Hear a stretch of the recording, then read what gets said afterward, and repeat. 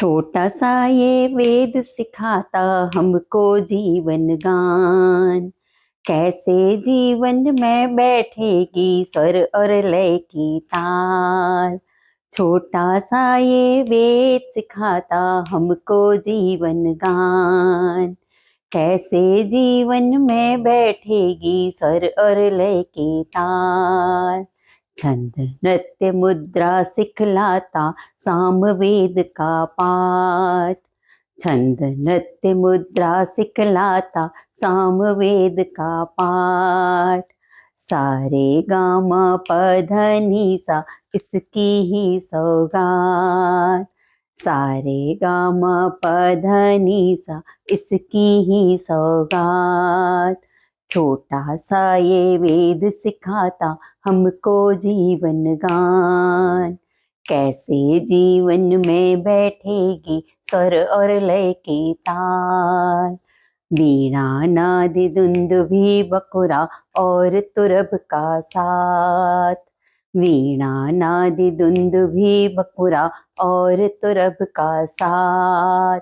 सामवेद से गायन वादन का मिलता रसपान।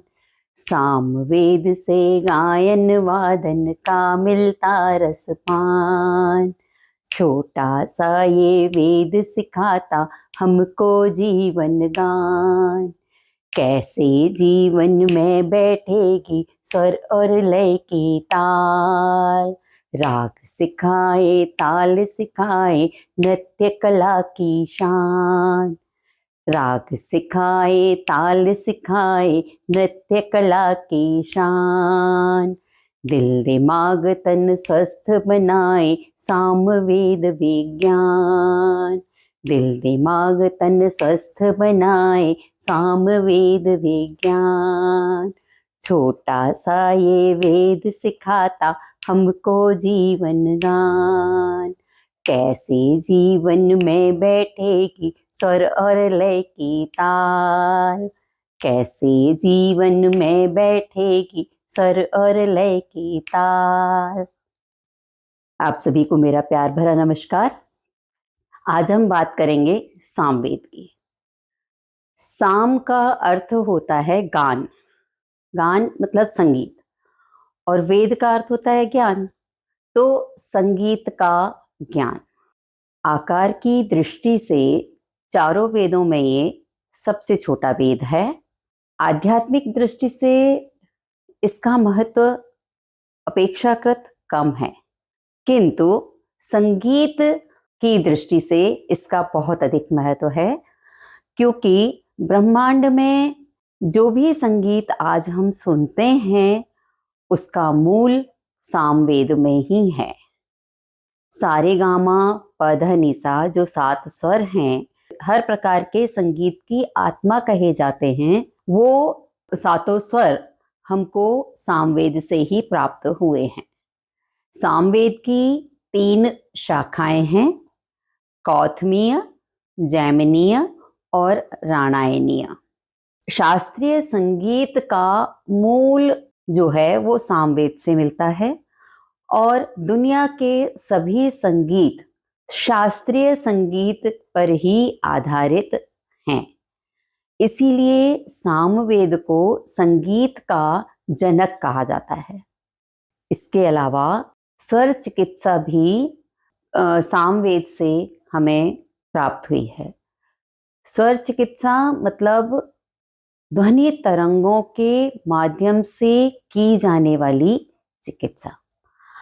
ध्वनि तरंगें हमारी शरीर के जितने भी स्पंदन होते हैं, रक्त संचार होता है, कोशिकाओं का निर्माण होता है, उन सबको प्रभावित करती है। तो शरीर के अंदर व्याप्त विकारों की पहचान करना और फिर ध्वनि तरंगों के माध्यम से उनका उपचार करना, ये सामवेद विज्ञान से ही प्राप्त होता है। आज हम अल्ट्रासाउंड की बात करते हैं। उसके माध्यम से शरीर में जो बीमारियां हैं उनकी पहचान भी होती है और उनका इलाज भी होता है, वो ध्वनि तरंगों पर ही आधारित है। तो ये ध्वनि तरंगों से की जाने वाली चिकित्सा का ज्ञान सामवेद से ही प्राप्त हुआ है।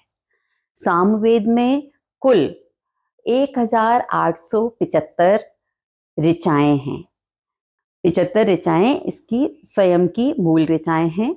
शेष ऋचाओं में मुख्य रूप से ऋग्वेद की और बची हुई शेष बाकी के 2 वेदों से ली गई हैं। सामवेद में इन सब ऋचाओं का संगीतमय रूप प्रस्तुत किया गया है।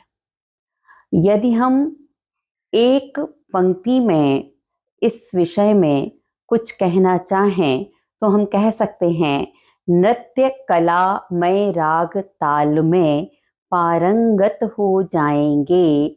नृत्य कला मय राग ताल में पारंगत हो जाएंगे। ध्वनि तरंगों के माध्यम से तन मन स्वस्थ बनाएंगे।